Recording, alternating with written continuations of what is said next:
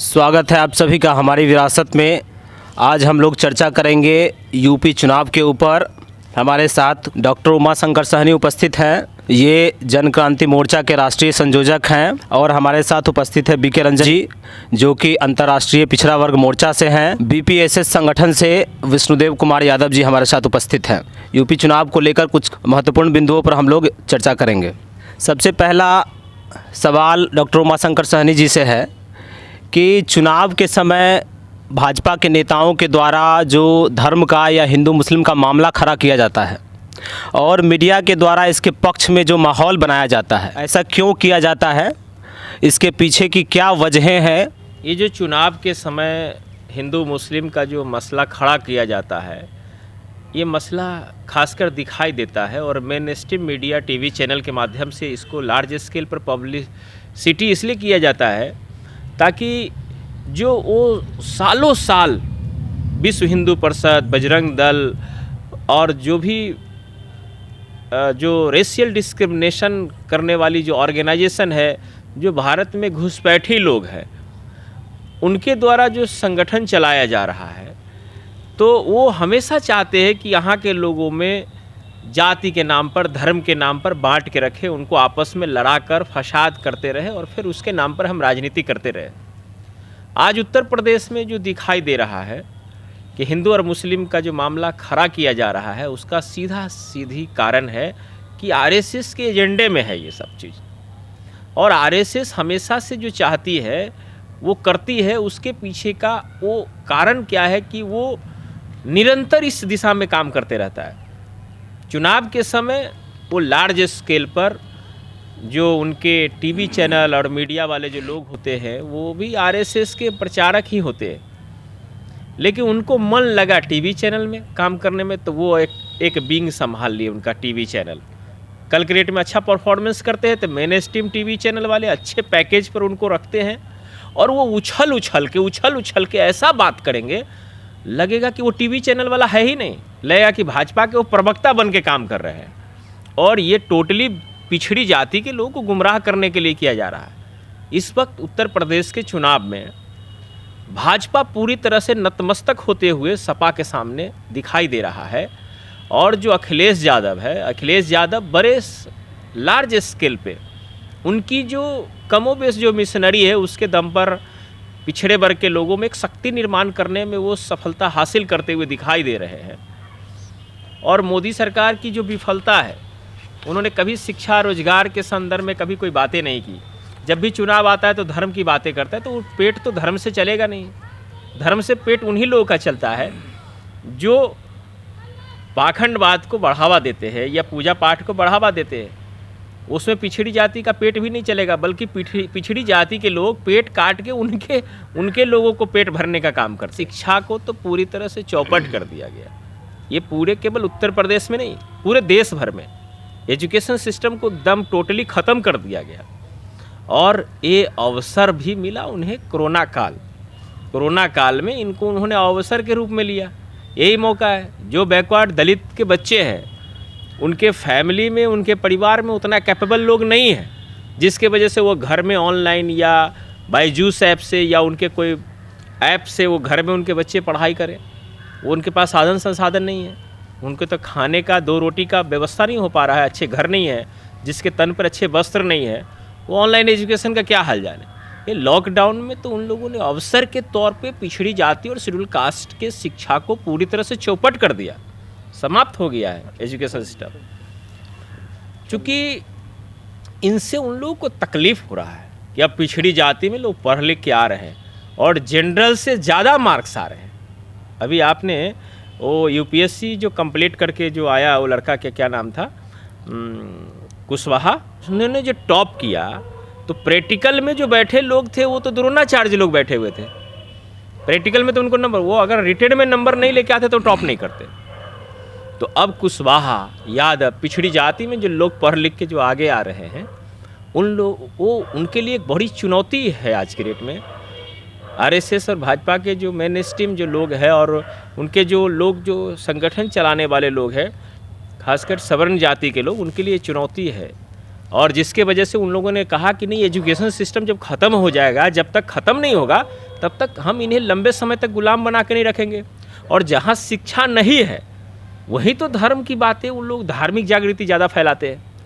अगला सवाल हमारा बीके रंजन जी से होगा कि मीडिया को सरकार और सत्ता से सवाल करना चाहिए। लोकतंत्र के चौथे स्तंभ के रूप में मीडिया का कार्य होता है कि जनता ने जिस सरकार को चुना है वो जनता के हित में, देश के विकास के लिए, देश के हित में कार्य करे। परंतु मीडिया वर्तमान जो योगी सरकार है उससे ऐसा कोई सवाल करती हुई दिखाई नहीं दे रही है।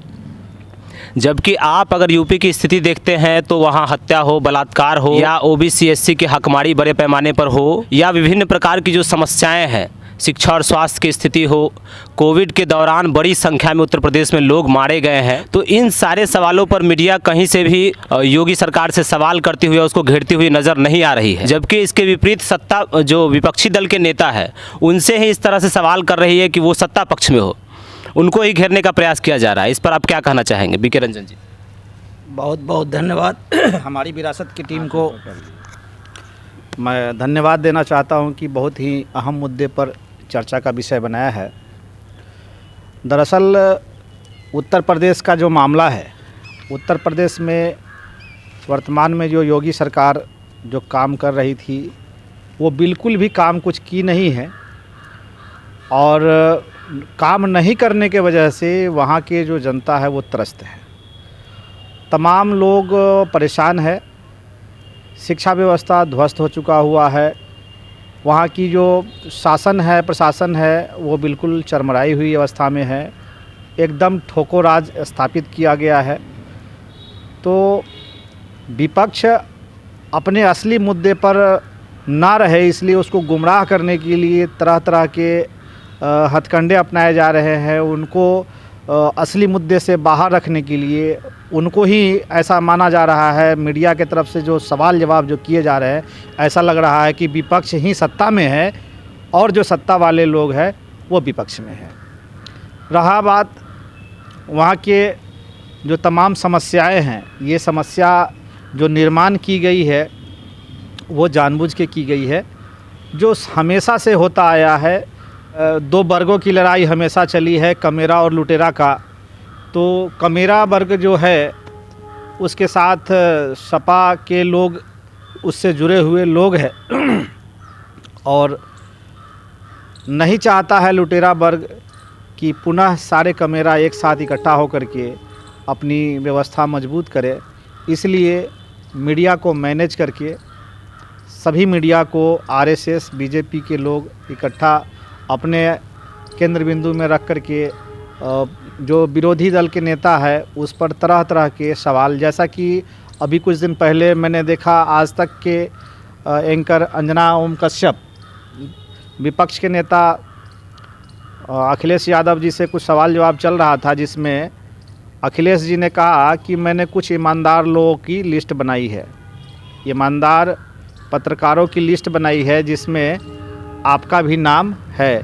इस पर उनका जो प्रतिक्रिया देखने को जो मिला, ऐसा लग रहा था कि वो जग जाहिर कर रहे थे कि मैं उस लिस्ट में, मतलब मैं ईमानदार वाले लिस्ट में नहीं हूँ, या उनको इस तरह की प्रतिक्रिया उनके चेहरे और भाव और बोली से लग रहा था कि ये वाकई में ईमानदार है नहीं।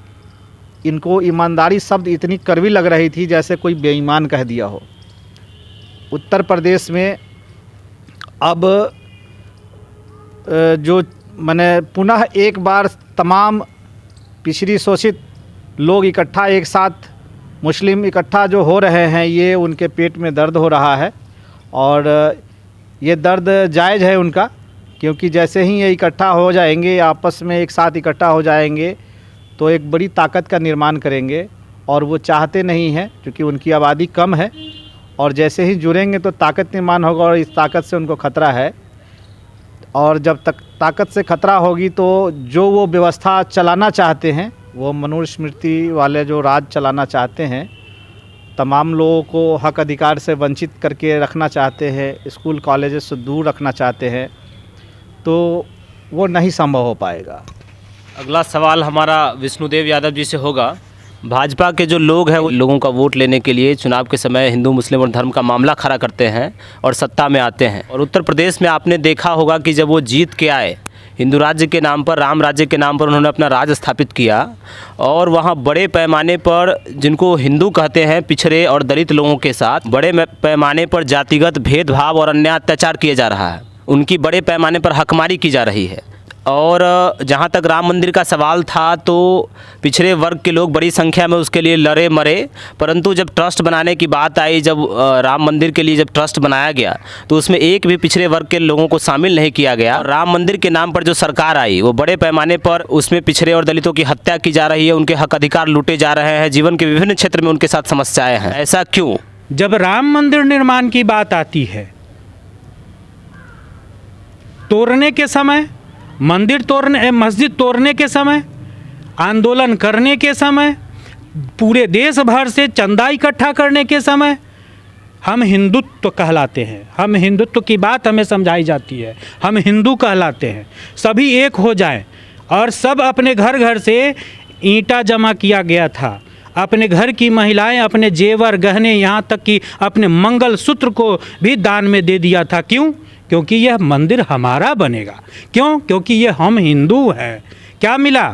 वो सारा इकट्ठा किया हुआ चंदा कहाँ गया? दूसरी बात, जब निर्माण की बात आती है, मंदिर निर्माण की बात आती है, तो राम मंदिर ट्रस्ट में ऑन पेपर ये कागज़ गवाह रहेगा, युगों युगों तक पेपर मरता नहीं है कभी।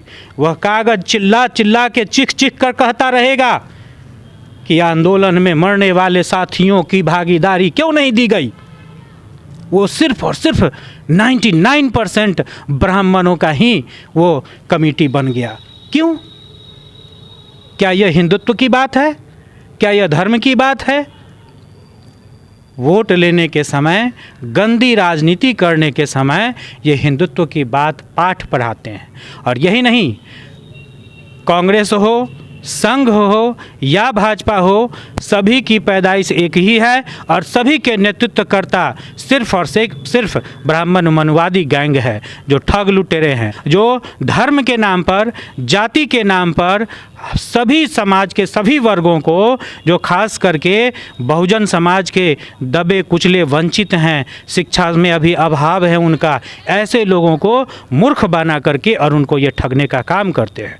अगर हम उत्तर प्रदेश की बात करें तो पिछले 5 वर्षों में योगी सरकार सिर्फ और सिर्फ धार्मिक विकास की बात किया है। एक भी शिक्षालय की बात नहीं है, एक भी चिकित्सालय की बात नहीं है, एक भी रोजगार नौकरी की बात नहीं है। ये आज भी वहाँ ये मंदिर का निर्माण सिर्फ और सिर्फ ब्राह्मणों के लिए करते हैं। इनका नारा है सबका साथ सबका विकास। नहीं, बिल्कुल गलत है। ये झूठे हैं, ये फरेबी हैं, ये मक्कार धोखेबाज हैं।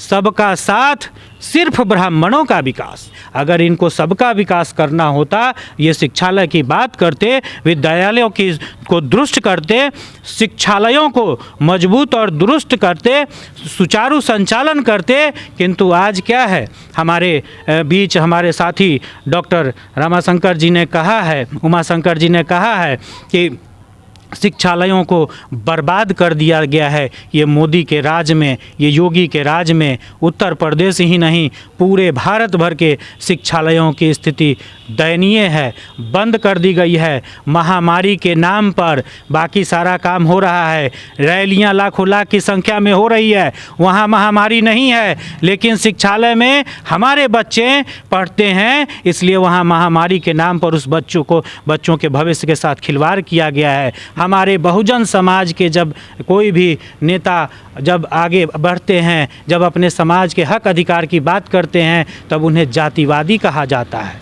माननीय लालू जी जैसे नेता जब चरवाहा विद्यालय की स्थापना करते हैं, वैसे वर्ग के लिए जो बिल्कुल आर्थिक रूप से अक्षम है, विद्यालय जाने में सक्षम नहीं है, वैसे बच्चों के लिए कि वो बकरी भी चराएगा और साथ में पढ़ाई भी कर लेगा, इस उद्देश्य से तो उनको चरवाहा विद्यालय स्थापित करने वाले को चारा घोटाले में फंसा दिया जाता है। क्या एक मुख्यमंत्री सीधे मुख्यमंत्री भवन या कार्यालय से निकलता है और ट्रेजरी से पैसा निकाल के चला जाता है? इस बीच में कोई अधिकारी दोषी नहीं है। मान्यवर मुलायम सिंह यादव हमारे सैनिकों की विधवाओं के लिए प्रथम रक्षा मंत्री, प्रथम देश राष्ट्र के नेता हुए जो विधवा पेंशन लागू करने वाले मान्यवर नेताजी को कहा जाता है कि ये जातिवादी नेता है, ये जादवों के नेता है। जब शक्ति स्वरूपा माता फूलन देवी को मान्यवर नेताजी ने एमपी का, लोकसभा का टिकट दे करके और चुनाव जितवा करके संसद भवन में भेजने का काम किया, उस समय भी इन मनुवादियों की परेशानी आसमान पर थी। जब पिछड़े वर्ग के नेता मुख्यमंत्री बनते हैं, जब दलित समाज के नेता मुख्यमंत्री या नेता केंद्रीय मंत्री बनते हैं, तो कहा जाता है कि घोर कलयुग आ गया है, ये क्या अपशगुन आ गया है, ये कहीं गंगा में आग लग जाती है तो कहीं कहते हैं अस्तूरा पकड़ो अपना काम करो, कभी कहीं कुछ कभी कहीं कुछ कहा जाता है, अपमानजनक शब्दों का इस्तेमाल किया जाता है। आज पूरे उत्तर प्रदेश में क्या है, चाहे आप उन्नाव कांड रेप पीड़िता की बात कर लें, चाहे रात में 2 बजे एक रेप पीड़िता बच्ची को आनन फानन में जला देने की बात हो, चाहे किसानों के ऊपर जुलूस निकाल रहे, शांतिपूर्ण मार्च करते हुए किसानों के ऊपर ये मिश्रा जो केंद्रीय मंत्री है उसका बेटा गाड़ी चलवा देता है, जिंदा मौत के घाट उतार देता है। क्या उस समय ये दरिंदगी वाली सरकार, ये संघी सरकार की आंख में आंसू तक नहीं आता है? ये बात सबका साथ और सबका विकास की बात करते हैं। जब ये ऑक्सीजन की कमी से अस्पताल में, उत्तर प्रदेश के अस्पताल में 400 निरीह बच्चों की जान जाती है, उस समय पिछड़े वर्ग के डॉक्टर कफील खान को दोषी करार दिया जाता है और उनको सस्पेंड कर दिया जाता है, उनको नौकरी से बाहर निकाल दी जाती है। क्या यही है सबका साथ सबका विकास? आज मैं आपके चैनल के माध्यम से मैं पूरे यूपी, उत्तर प्रदेश सहित पूरे देश भर के आम आवाम को मैं बताना चाहता हूँ, ये उत्तर प्रदेश की जो 5 साल की सरकार जोगी की रही है, ये मानवों की हत्यारी सरकार रही है, ये इंसानियत धर्म की हत्यारी सरकार रही है, ये मानवता के पुजारी नहीं है, ये सबका साथ सिर्फ ब्राह्मणों का विकास वाली सरकार है। इसलिए वैसे को चुनिए। और अंतिम बात मैं यही कहूँगा कि जो शिक्षा की बात करते हैं, जो मानवता की बात करते हैं, जो अस्पताल की बात करते हैं, जो रोजगार और नौकरी की बात करते हैं, वैसे को चुनिए। और मैं आपके चैनल के माध्यम से मान्यवर अखिलेश जी को, सपा के सभी माननीय नेताओं को और बहुजन समाज के जितने भी पार्टियां हैं, मैं सबसे अपील करता हूं, आप सब एकजुट हों, एक मंच पर आएं, अन्यथा तैयार रहें। एक एक करके हमारे हक अधिकार के साथ साथ हमारा जो कीमती जीवन है उसके साथ घातक प्रहार किया जा रहा है और आगे भी प्रहार किया जाता रहेगा। बहुत बहुत धन्यवाद। अगला सवाल मेरा डॉक्टर उमाशंकर सहनी जी से है कि अभी जैसे अखिलेश यादव जी की रैली में काफ़ी भीड़ जुट रही है, उसी प्रकार से बिहार में तेजस्वी यादव जी की रैली में भी काफ़ी भीड़ जुट रही थी, परंतु चुनाव में वो हार गए या उनको हराया गया ये कहा जाए। उसी प्रकार से उत्तर प्रदेश में भी क्या अखिलेश यादव जी को हराया जा सकता है? इस तरह की परिस्थिति जब उत्तर प्रदेश में दिख रही है कि पूरी तरह से जो है लोग भाजपा के विरोध में है और सपा की रैलियों में इतनी ज़्यादा भीड़ जुट रही है, क्या इस परिस्थिति में भी ऐसा वहाँ हो सकता है? अगर ऐसा हुआ है, ऐसा हो सकता है, तो उसके पीछे की क्या वजह हो सकती है? जिस तरह से बिहार में बड़े संख्या में तेजस्वी यादव जी की रैली में भीड़ आ रहा था, आज इससे कहीं ज़्यादा अखिलेश यादव जी के रैलियों में भीड़ इकट्ठा हो रहा है उत्तर प्रदेश में। तो उत्तर प्रदेश में हो रही है ये भीड़, आ रही है, तो इस भीड़ को मीडिया वाले भी दिखा रहे हैं कि बड़े संख्या में उत्तर प्रदेश में अखिलेश जी के समर्थन में लोग आ रहे हैं, समर्थन में भीड़ हो रही है। कई उनके भाजपा से टूट के लोग इधर आ भी रहे हैं, नेता लोग आ रहे हैं। और जो एक बैकवर्ड के आंदोलन का एक सिंपैथी इस वक्त उत्तर प्रदेश में समाजवादी पार्टी के साथ जो जुड़ रहा है, इसे साफ तौर पर स्पष्ट हो रहा है कि आने वाले समय में पूर्ण बहुमत के साथ अखिलेश यादव जी की सरकार वहाँ आने वाली है। और ऐसा अगर नहीं हुआ, कि अगर नहीं आई सरकार, तो क्या कारण हो सकता है? ये कारण का विश्लेषण हम लोग इसलिए कर सकते हैं क्योंकि हम लोग हाई कोर्ट में चुनाव आयोग से लड़ रहे हैं। इस समय भी 2 दिन पहले कंडेम्ड हमने किया है त्रिस्तरीय पंचायत चुनाव को लेकर बिहार में, कि चुनाव आयोग इस समय पक्षपात कर रही है। चुनाव आयोग के ऊपर आम लोगों का भरोसा खत्म हो चुका है। चुनाव आयोग इस समय एक पार्टी बन के काम कर रही है। बिहार में तो त्रिस्तरीय पंचायत चुनाव में हाई कोर्ट और सुप्रीम कोर्ट के आदेश के बावजूद भी चुनाव आयोग वीवीपैट मशीन नहीं लागू किया पंचायत चुनाव में, और यहाँ कोई राजनीतिक दल के लोग नहीं बोले। उत्तर प्रदेश के चुनाव में वीवीपैट मशीन लागू होगा, लेकिन उससे निकलने वाली पर्ची की अगर गिनती ही नहीं की जाएगी तो ईवीएम का घोटाला पकड़ में आने वाला नहीं है। इसलिए अखिलेश जी को इस पक्ष पर विजिलेंट होने की ज़रूरत है, क्योंकि उनके पास एक बहुत बड़का आज के डेट का मनुस्मृति ईवीएम मशीन है। भाजपा के लोग उत्तर प्रदेश में कह रहे ईवीएम हमारी माँ है, यही हमारा प्राण है। तो सपा के लोगों को और अखिलेश जी के जो थिंक टैंक लोग हैं उनको इस बात पर खबरदारी लेते रहना चाहिए कि ईवीएम की मैनेजमेंट किस तरह से चुनाव आयोग कर रही है, क्योंकि समाज में वो बहुमत में है, मगर ईवीएम उनके समर्थन में नहीं है, क्योंकि केंद्र में उनकी सरकार है, राज्य में उनकी सरकार है, और सरकार के अधीनस्थ इस समय निर्वाचन आयोग काम कर रही है उनका पार्टी बनकर। तो अगर हार होती है तो ईवीएम की वजह से हराया जाएगा, आम जनता नहीं हरा सकती है। और भी कोई वजह इसके पीछे हो सकती है या सिर्फ ईवीएम ही वजह है? एक वजह जो अभी जो मेन स्ट्रीम मीडिया है जो प्रोपगंडा कर रही है हिंदू और मुसलमान करने का, तो एक वजह ये हो सकती है, लेकिन उससे ज़्यादा मेजर जो वजह है, क्योंकि अब लोग समझ गए हैं कि हमें हिंदू मुस्लिम करने से कुछ होने जाने को नहीं है। हमारा शिक्षा ख़त्म होगा, हमारा चिकित्सा ख़त्म हो गया, हमें रोज़गार चाहिए। तो चाहे वो किसी भी धर्म के आदमी है, रोज़गार तो उसको चाहिए ना, जीविकोपार्जन के लिए उसको रोज़गार चाहिए। तो जो सरकार ये बातें नहीं कर रही है, तो लोग समझ रहे हैं कि जो सरकार हमारे समाज की बातें नहीं कर रहा है, धर्म के आड़ में धंधा करने का काम कर रहा है, तो वो एक्सपोज हो रही है सरकार। तो अब एकमात्र उसके पास हथियार है वो ईवीएम मशीन। इसलिए विजिलेंट रहने की ज़रूरत है, खासकर पिछड़ी जाति के कोई भी लोग हो, चाहे वो सपा के समर्थन में हो तब या नहीं समर्थन में, उन्हें विजिलेंट होने की ज़रूरत है कि ईवीएम एक बड़ा हथियार है। इस समय ईवीएम के जरिए परिणाम में परिवर्तन लाया जा सकता है, हारे हुए लोगों को जिताया जा सकता है और जीते हुए लोगों को हराया जा सकता है।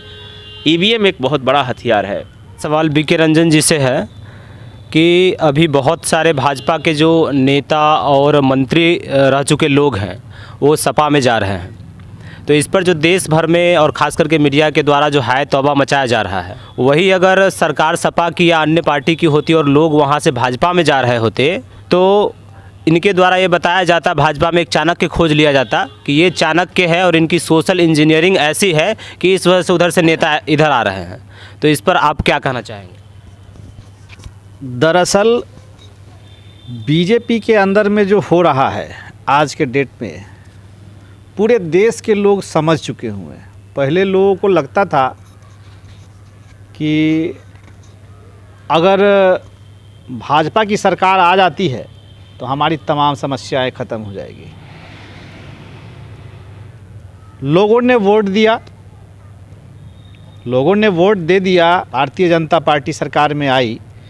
आने के बाद में लोगों का विश्वास तब टूट गया जब विद्यालय बंद होने शुरू हो गए, एजुकेशन पर सारी व्यवस्थाएं ख़त्म होनी शुरू हो गई, लोग जो रोज़गार मांग रहे थे उनको लाठी डंडा चलना शुरू हो गया, जो सरकारी जितने भी भारत सरकार के अंतर्गत चलने वाली जितने भी ऑफिसें थी या जो भी कुछ था सरकारी नौकरी थी वो तमाम समाप्त होने लगी।